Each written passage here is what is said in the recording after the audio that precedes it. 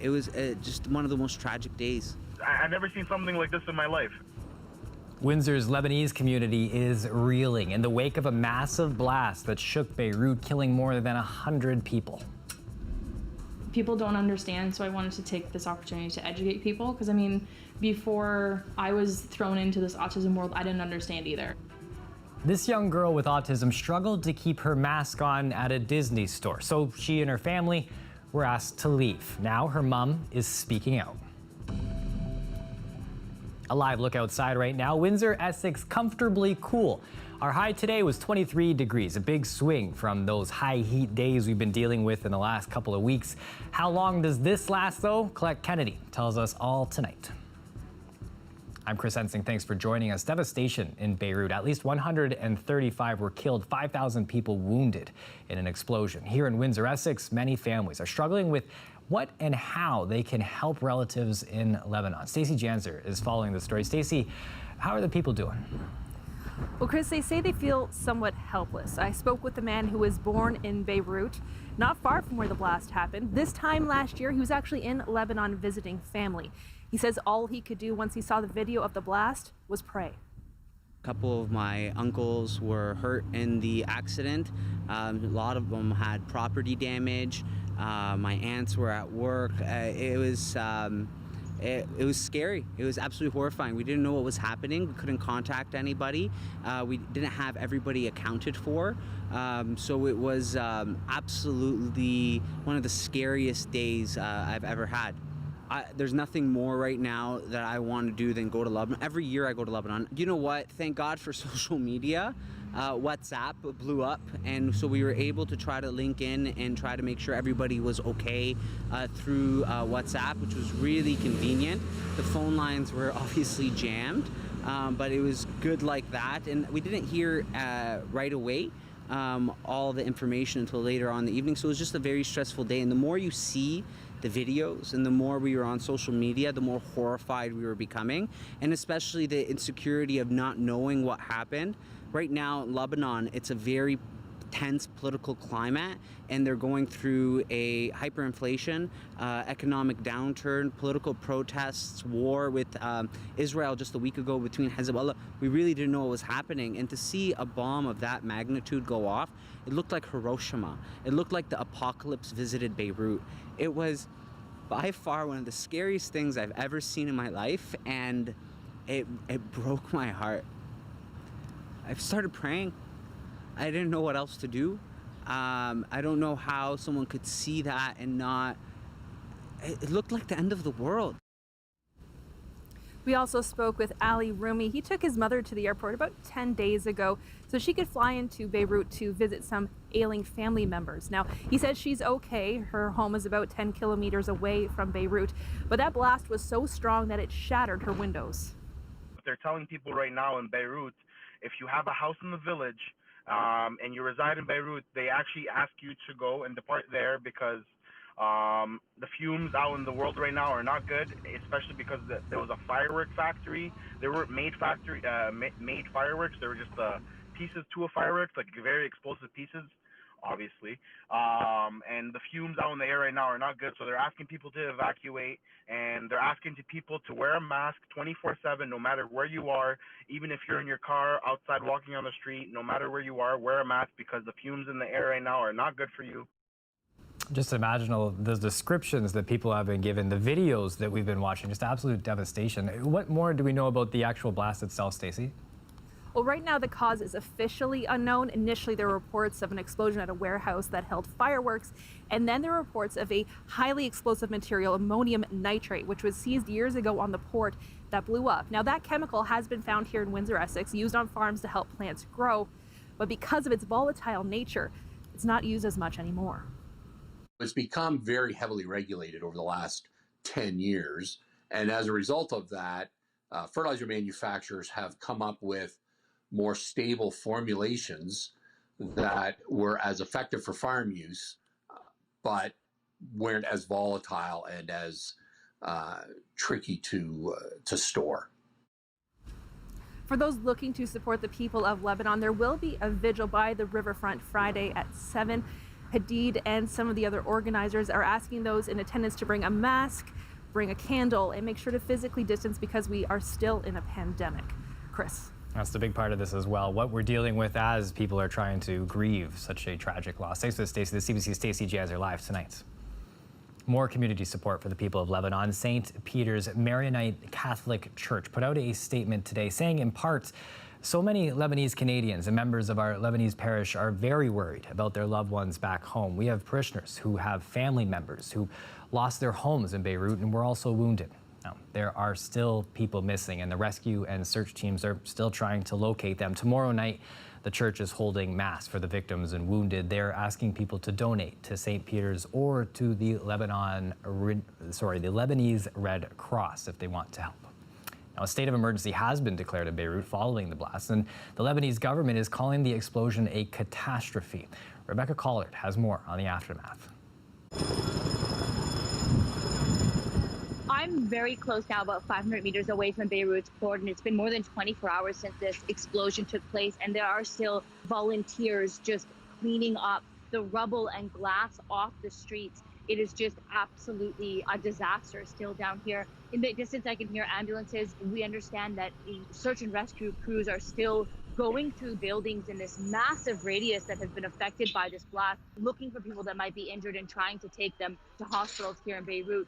We also understand that those hospitals are completely overwhelmed. The government is now saying as many as 5,000 people are injured, more than 130 people are dead. And that number, unfortunately, is likely to rise throughout tonight and possibly even into tomorrow as more people are unaccounted for and as these rescue crews continue to go through these buildings. All day today, there was volunteers that were coming from all around the country to Beirut to help clean up the streets, because I don't know if you can see behind me, this is one of the not as badly affected area, but this is all just glass all over the ground. There's barriers set up here.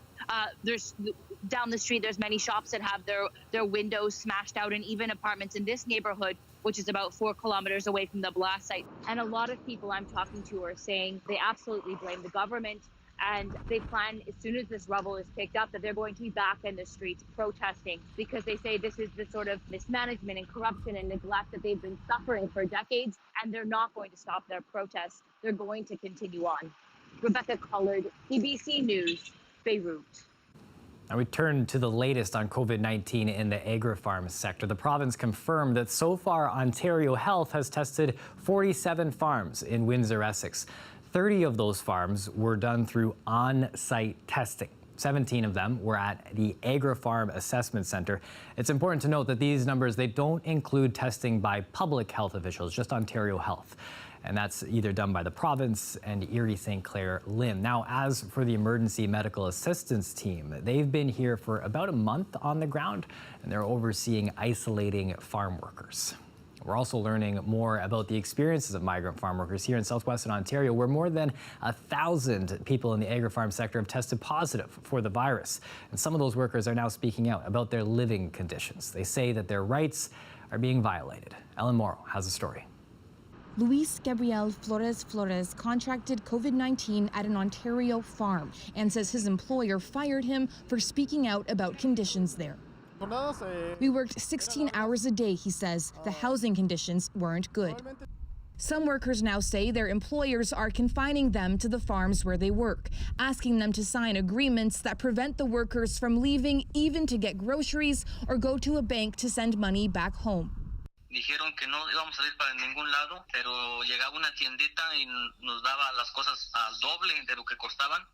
Migrant workers nationwide live in often cramped dormitories where physical distancing can be impossible. The federal government has pledged more than $58 million to improve conditions, but farmers remain under pressure, says the Canadian Federation of Agriculture. We're doing the best we can. And when you consider how huge and diverse agriculture is in Canada, you might have a greenhouse, you might have a dairy farm, you might have a mushroom farm, you could have a potato farm. And you think of each of those production systems has different requirements for labor and different situations in the day-to-day work. Frankly, what's really needed, say workers' advocates, is permanent residency status. This shows yet again that In a temporary immigration system, employers can choose to use, abuse, and exploit people. Farmer Jen Fenning employs workers from Jamaica. Despite the pandemic, she says farmers should not be restricting their workers' movements. They're, creating a separate set of rules for a specific group of workers isn't fair. Flores says he's proud he went public. He was friends with one of the workers who died from the virus. I am happy to speak for him, he says. Ellen Morrow, CBC News, Toronto. A Chatham-Kent woman has died after testing positive for COVID-19. Chatham-Kent Public Health says that she was in her 50s, now the second person to die after testing positive for the disease in Chatham-Kent. It comes after a surge in cases, which led the Chatham-Kent Health Alliance to cancel all visiting hours for non-essential visitors. A staff member at the organization also tested positive. The public health unit is reporting one new case today in Chatham-Kent. Here in Windsor-Essex, the same story, just one new case reported as well, the lowest number since March 25th. Our community, I want to give credit to them that maybe we're doing better than we have before, and we were able to bring those case counts to a level or to numbers that are much more reasonable given our size of the community. So I would like to see that trend continue, and I want to thank everyone for following all those measures that we've been asking them to follow.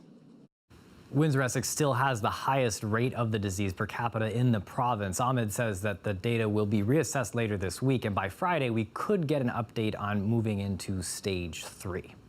An exciting trip to the Disney store for a young girl with autism and her family took a turn. She had difficulty wearing a mask inside, so the family was asked to leave. As Jacob Barker reports, the mother says the store should have been understanding of her daughter's condition. Elsa's my favorite. Ruby Balarjan loves Disney. Her room stands as a testament to that. Do you like Moana? Yeah. She recently lost her first tooth, and her mother Sarah thought it would be a good excuse to head to the Disney store. So she wanted to take her tooth fairy money and go buy a toy with it.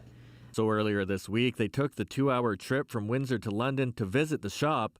Her daughter struggles wearing masks because she has autism. In London, children under the age of 12 are exempt from the mandatory face covering bylaw, as are those with underlying medical conditions. But we brought it anyway. We've been practicing at home. At the entrance, they were told they'd have to sanitize their hands and wear a mask. So we explained to the woman at the front that, we have, my daughter has autism, so she has sensory issues. So the woman said to try your best and go ahead. She kept it on for a couple minutes, and then it started to fall underneath her nose.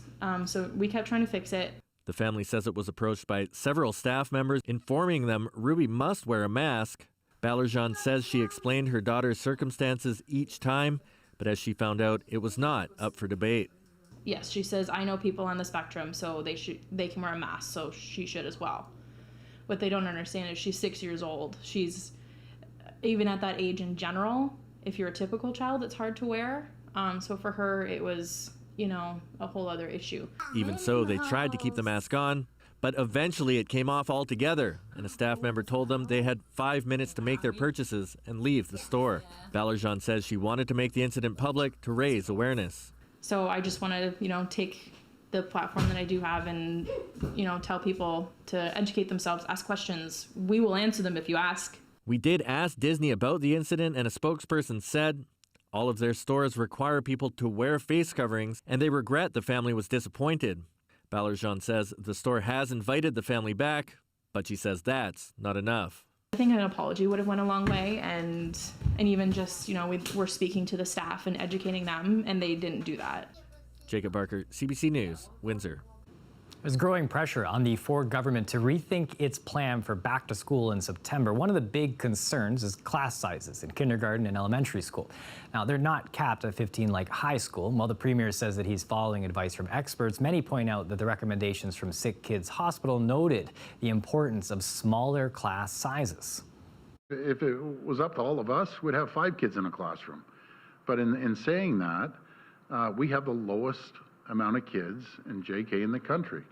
So we're going to give it everything we can and make sure that we move forward and pray to God that everyone's safe. A lengthy investigation into the Windsor Police Service and the board that oversees it is now complete. The report will be released on Friday. The investigation was launched by the Ontario Civilian Police Commission in 2018 after a number of complaints were made by people working for the police service. Here's some of what they're looking into. Allegations of improper interference in specific legal proceedings. That a poisoned work environment exists, with the OCPC saying that complaints raise serious concerns about the workplace environment, the administration inside the police service, and oversight provided by the Windsor Police Services Board, chaired by Mayor Drew Dilkens. They're also looking into how transparent the hiring and promotional process is with the service. We expect that report to be available on Friday. We'll break it down on this show and at cbc.ca/Windsor. Now, this year's Windsor International Film Festival is moving outdoors. Whiff Under the Stars, as it's being called, will be a drive-in theater event at the Riverfront Festival Plaza. Screenings will start August 28th, and they're going to run through September 12th. Customers are going to pay per vehicle to attend single shows in the morning and double features in the evening. Maximum capacity set at about 88 cars for each screening. We've worked very collaboratively with the city to get some guidance on how to best approach that. And all of the vehicles that will be joining us for Whiff Under the Stars will be provided with an in-car radio that they can listen to. So that way all the sound actually is contained to the vehicle. A tattoo artist has found a different way to make a bit of money during this pandemic. He's been using this time during the shutdown to take garbage and turn it into something beautiful or something useful, making things like chairs out of doors or tables out of lamps and discarded wood. It's a practice known as upcycling. This was just a door that we found on a little walk around the neighborhood. I just sort of had it in my mind, like, oh, I've seen people make chairs out of it, so I took it on as a bit of a challenge to myself. I'm going to clean it up and paint it, and that'll hopefully end up in someone's garden or something. I've made benches out of doors, chairs out of beds, tables out of old lamps, artwork out of cabinet doors.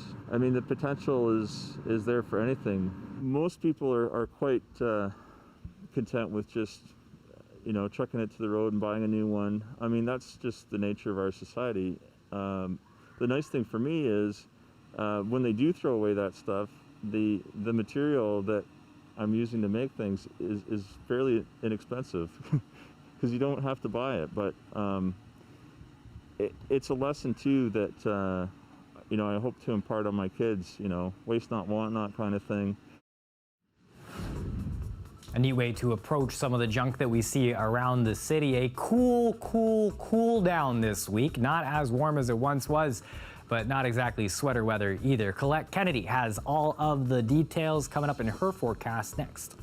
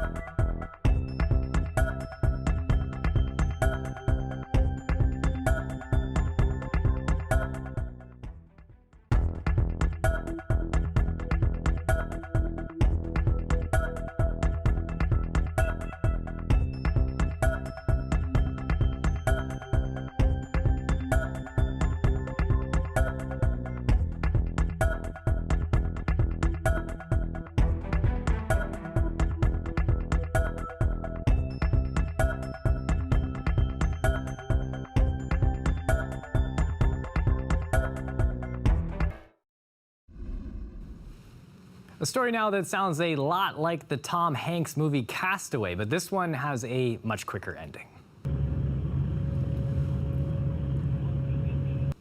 Australian and American military aircraft spotted what you're seeing right now, a giant SOS message over the weekend, written on a beach on a deserted island in the western Pacific Ocean. 3 sailors have been stranded there for several days after their boat had ran out of fuel. Now, a helicopter landed, as you saw, on the island on Sunday to check out the men's condition, gave them food, water, more supplies, airdropped to them just a couple days ago, as they waited for a rescue vessel to come and pick them up. That is not the kind of island vacation people are looking for, but happy to see that everybody was safe there. Colette Kennedy joining us now. This has been one of those wild summers where it's felt like it's been really hot, and then now we've gotten into this kind of cool temperature range, which hasn't been too bad. Is this sticking around for a bit? Yeah, for a few days anyway. And it is the kind of thing where I think a lot of folks kind of like getting a bit of a breather from the kind of conditions that we had in July. I was often pulling out our little comfort graph here because we were talking about these dew points that were in that range where we were talking about oppressive conditions and those high humidex values. So I wanted to pull it out again just to tell you our dew point currently is at 11.5. So we come back to the graph to show you when we're on the other end of things, and you can feel it when you're outside. It feels much more comfortable, right? So 11.5 puts us right in there between dry and comfy. And also when we get that breeze from the west and it's going to turn more northwesterly, that also helps with the conditions too. Not only that, when the temperatures are cooler, so the readings we had, today's low from this morning, 13.4. We have to go back to mid-June to have seen a temperature like that for a reading that cool. And we're going to see an even cooler reading tonight, so stay tuned. I'm going to get to that in just a moment here. Current readings in the low 20s. Are we going to heat up again? Yes. Hey, we're not through summer yet. But taking a look at the satellite and radar imagery, you see we also get a chance to get a little bit of a breather for some of that active weather from the holiday weekend and even through yesterday, although most of it yesterday was a little bit further towards the east. So looking all the way, not just through Friday with the drier conditions and the high pressure in place, but even peaking into Saturday, into the weekend. For at least the first half of the weekend, things look good. Second half, I'm putting in a chance for some showers, but even now I'm keeping that at about 30%. So here we go. Overnight tonight, what was that temperature I was talking about? Yeah, we'll take it down another degree. So an overnight low of about 12. And then for tomorrow afternoon, mostly sunny skies, 25. We might creep up to about 26 degrees for the daytime high. Friday, still sunny and 27. See how that temperature is going to be climbing. Baby steps each day, taking us to about 29. And then we're back into the 30s by Monday. Humidity coming back, going back up on that dew point climb out of the comfy range, Chris. And so that humidity is also going to help enhance that risk of getting into the thunderstorm risk as we go into next week. I tell you, live in the moment, right? Enjoy what we've got and worry about what we're dealing with later. Yeah, nice. Crack those windows tonight because this is nice sleeping weather. No, absolutely. Thanks for this, Colette. You're welcome. Now, coming up after the break here, we are going to tell you about the federal government's deals with 2 big drug makers and what it has to do with the COVID-19 vaccine. That's next.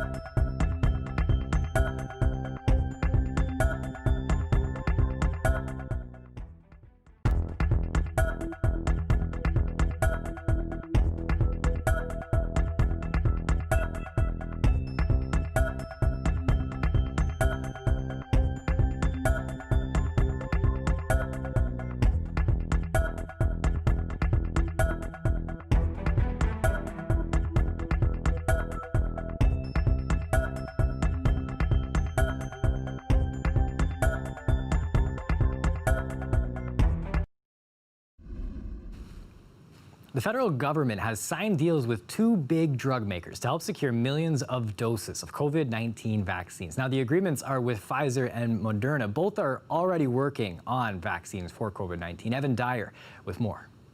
We are extremely pleased to be among the first countries to establish these agreements. The two companies Canada's contracted with, Pfizer and Moderna, can both show encouraging early results. Moderna's formula got a favorable review in the New England Journal of Medicine. Pfizer is working on 4 different vaccine tracks that also show promise. So we've got initial hints that we could be onto a winning product. We're just not there yet. The government isn't saying how much it's buying or how much it's paying. The information that we can reveal at the current time regarding doses in particular is being kept confidential because we are taking a prudent approach to the negotiations while we are engaged with other suppliers. But the terms of Pfizer's deal with Washington are public. The U.S. government will pay Pfizer nearly $2 billion for 100 million doses of vaccine, with an option to buy 500 million more. We also know that Canada has ordered 75 million syringes, or about 2 for every Canadian. Gardam says governments have no choice but to cover their bets as best they can. Right? I mean, let's say, for example, 9 months from now, it becomes very clear that a vaccine that we don't have, that we didn't pre-order, turns out to be the best vaccine. Then we're going to be in line with everybody else trying to get a hand on it. Canada has been burned before. It agreed in May to work with Chinese firm CanSino on a vaccine, with trials to be done in this country, only to have the government of China block delivery of that drug to Canada ever since. Evan Dyer, CBC News, Chelsea, Quebec. It is 6:29 p.m. That's it for us here at CBC Windsor News. Now, before we go, we just want to give you another look at the upcycler we featured earlier in our show, a tattoo artist who's been able to turn trash into treasure. That's it for us. Thanks for watching. Make sure that you and your family have a wonderful evening tonight.